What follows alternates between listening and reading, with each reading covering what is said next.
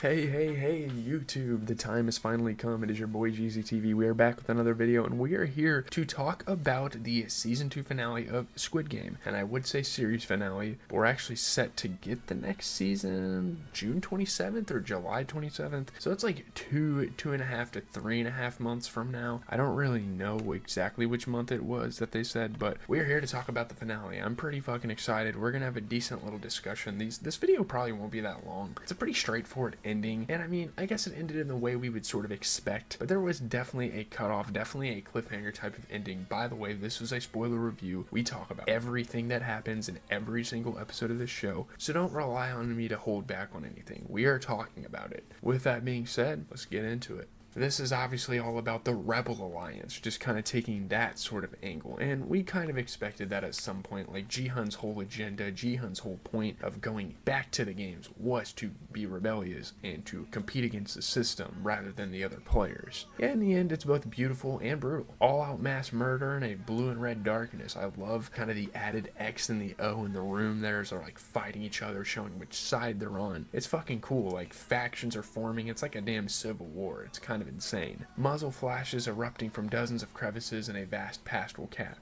cavern, desperate men and women fighting to the last bullet, lovable characters cracking under pressure, crazy stuff happening here. This was sorry if my computer's loud, by the way, I'm using it for notes. This was a crazy final episode. Things really boiled down here. I think Wang Dong-yuk did a pretty good job. A final betrayal in the royal purple quarters of power, kind of an inevitable betrayal, kind of a betrayal we expected. The season finale of Squid Game is everything you'd want from a season finale of Squid Game, except for the finale bit. I will say that is kind of a con with this final episode here, is that they didn't wrap the season up in the greatest way in the world. There's nothing final about this episode at all, and obviously when you watch the end of this episode, you knew there was going to be another season. Like, they couldn't just leave us off at this, so the announcement shouldn't have came as any surprise to anybody. We talk about Wang Dong-yuk very often on this channel. He's the creator of probably one of the greater TV shows we've gotten in the 21st century, who sounds like he has a bad case of Squid Game fatigue himself, has already written the show's third season, though he never planned to make so much as a second. He wanted this to be a standalone, but it got so much praise, and Netflix was probably prodding him like, second season, we need money for this platform. It's damn near a dying platform anyway. They can't even get big movie showings, they can't even get big movie placements, so they have to rely on their original series, and Squid Game just happens to be one of those. So in practical terms, ending this outing on an Empire Strikes Back moment of defeat in order to follow up in the final installment of the trilogy kind of makes sense. Again, Netflix wants more money, Netflix wants people to be invested in the series, so why not leave us on a cliffhanger, bring the third season in to kind of wrap this up in a tight little bow. Whether it makes for a satisfying viewing experience overall is up in the air. That can be easily debated. The antidote to the feeling that the action has been artificially cut short is the same antidote to the feeling that the entire second season is a bit superfluous, the great skill with which it's being executed. Other than a brief visit to the surface world in which the murderous treachery of Captain Park is revealed to the viewer, not his crewmates, once and for all, this episode focuses solely on the genesis, launch, and ultimate defeat of an armed rebellion against the game and its soldiers led by Jihan. And I love the bad guys winning at times, but the way they won here, and the way they just cut it off, I'm not really sure. I'm very questionable. I'm not going to sit here and say this is like a shitty finale, but I'm also not going to praise it as the greatest season finale I've ever seen. The initial formulation of the plan by Jihan seems uncontroversial enough. It's better to fight the power than to fight each other for their entertainment. It's better to fight actual enemies rather than start a civil war, if only. But to do so means conserving his forces, which in turn means refusing to defend their fellow O's, those who voted to end the games in the evening's tie vote, scheduled to be rerun the next morning. And it's fucking crazy, because I thought we were going to get to the next morning and get to that vote, and crazy enough, we never actually got there, which is kind of wild. Hopelessly outnumbered, the O's, including Simi, it's X's, not O's, who is murdered by Namgyu while Minsu looks on in impotent terror, are largely slaughtered by the X's. The X's are slaughtered by the O's, sorry. Eventually, the soldiers rush in to break things up. You don't want too many of the players to die as to not let the final game occur. That's why they intervened in the first season as well. And obviously, the Flashing Alliance, this is like the special game. We've seen this before. Again, repeating sentiments from season 1. I don't really mind it here, obviously. As much fun as this nocturnal special game is for the still unseen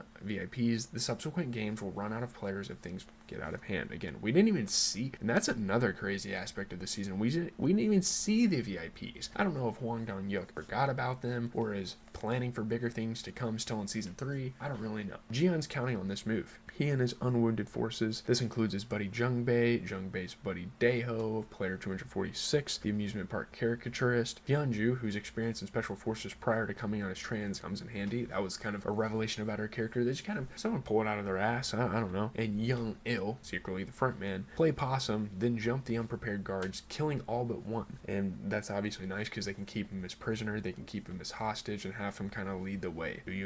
Sorry, I'm not going to say that. Obviously, like, the main characters are coming together as a tandem. Thanos was the main character on the enemy team. He got killed, so now we got to focus on the heroes here. With the use of his knowledge and the mask he uses for entry into high security zones, they can find their way up to the control room, capture the man in the black mask, and get to the VIPs, who are the real power behind the game. These are the people that fund it. You really shouldn't even be mad about the man in the black mask or the pink guys. It's really the VIPs that are putting on this show. No more killing each other, time to fight the real enemy. Again, they never get to the VIPs, which means ultimately their plan fails, but they had a really good going at it. The result is like a first-person shooter staged in a level from a Super Mario game. A massive gun battle breaks out between the seemingly inexhaustible pink-suited soldiers and Jihyun's handful of rebels, who split up in various ways to accomplish various things to support the rebellion. Get ammunition, go find the control room, stand your ground and fight the pink soldiers. It feels like a fucking war movie. I think in that aspect, Hwang Dong-hyuk executes the episode really well. Daeho heads back to the dorm to gather ammo from the corpses of the slain soldiers, realizing, hey, they have extra magazines in their pockets. Jihyun and Junbei lead an advanced team to find the control team and hold until backup arrives. Young-il leads that backup, offering to find a way to outflank the gunmen, holding Jihyun and Junbei back and attack them from behind. Wow, just like that, you find the way around. Wow, is that not suspicious at all? I don't fucking know. Only it all goes to shit, obviously. Like, you think it's going to be successful when you're watching it, but at the same time, it's like, wow, these Squid Game guys, the guys running the games aren't that stupid. Daeho, who already froze when the fighting erupted, has a nervous breakdown upon hearing nearby gunfire and fails to return with the ammo collected. Obviously, he has PTSD and shit like that. Hyunju, the rebel's best soldier, gets caught on the dorm, retrieving the ammo from Daeho when additional soldiers come in to pacify the remaining players. It just took them way too fucking long to get the extra ammo. Now the soldiers are pouncing on them. It's not good. Player 246 is killed upon surrendering implicitly by Noel. I didn't really know that she was the one that killed him. I didn't really get that detail at first. Now I do. The woman who's trying to raise money for his daughter just as he was, that's a crazy fucking full circle moment. It's kind of fucked up from Hwang Dong-hyuk to include that in the story because, wow, why did she have to kill him? He could have died by any other soldier, and I was already sad enough about it. Sorry, I was trying to find my phone to turn my ringer off. Player 246, just the fact he's killed by Noel, again, full circle, and it's very fucked up. Young Il betrays his team and resumes his role as the black masked frontman. He kills the two guys, the two like random players that were flanking with him, and all of a sudden he just goes to the back and becomes the frontman again. He leads the soldiers to subdue Jihyun, taunts him over his attempts at heroics, then kills Jungbei right in front of him as punishment for his hubris. The episode ends with Jihyun sobbing and screaming and Jungbei's avatar vanishing from the big board. It's an interesting way to end things for sure. It's fair to say the seams are starting to show on this project, which for the obvious reason that games aren't over yet alone feels like one season artificially stretched out into two, which is fine. I think a show like this definitely deserves that. As gorgeous and surreal as the gunfight in the candy-colored canyon looks in Hwang's stunning wide shots, looks fucking awesome. It drags on for long enough that you start to notice the time. I mean, I will say the gunfight's definitely stretched a little bit. It's fine, but like, why Young-il wait until the last minute to betray Jihyun when he could have done so at any time before, saving dozens of his employees' lives without recklessly risking his own, is never explained or even hinted at. I guess he really doesn't give a shit about the workers at the end of the day, as long as his game is operated and ran in the correct way, and as long as, you know, the last resort, the VIPs in the control room isn't contacted, whatever, like anything goes, I guess. He like literally shot his own employees. Well, I guess he never really shot, like he was kind of sitting past, like, behind the wall, being passive and whatnot. I'm sure we'll get there next season, but I'm not sure we should have to, really. There's a weird mini trend this year of finales that don't so much end on a cliffhanger as simply kick the can down the road a bit. People were talking about House of the Dragon, people were talking about Shogun is doing this. I never really watched those shows, but that's been a pretty big controversy this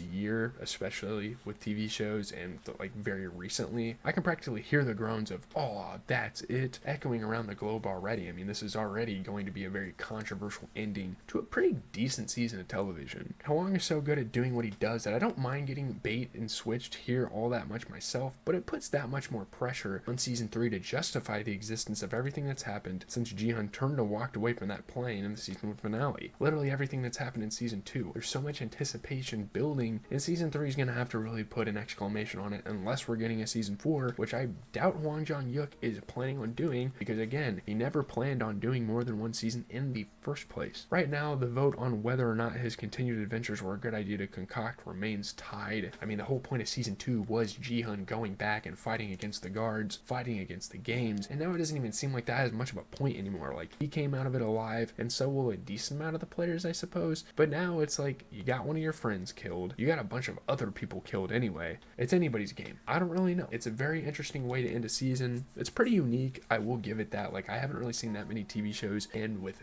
this type of dynamic. I mean, obviously a lot of cliffhangers happen in television, but it's interesting enough. So let me know what you guys think in the comments. I'm very mixed on this. I don't think it's bad, but then again, other things could have happened that I would have appreciated a little bit more. I'm gonna put these clips together, start editing. I don't really have any homework to do for the day, so I'll probably get going on that very, very soon. I have some projects coming up, but it's fine. I'm gonna take some time to kind of chillax a little bit. Been going hard on 75 hard. Hopefully you guys notice the weight loss and all that stuff, and we'll get into some movies. I think we're gonna be watching Captain America Civil War. Be on the lookout.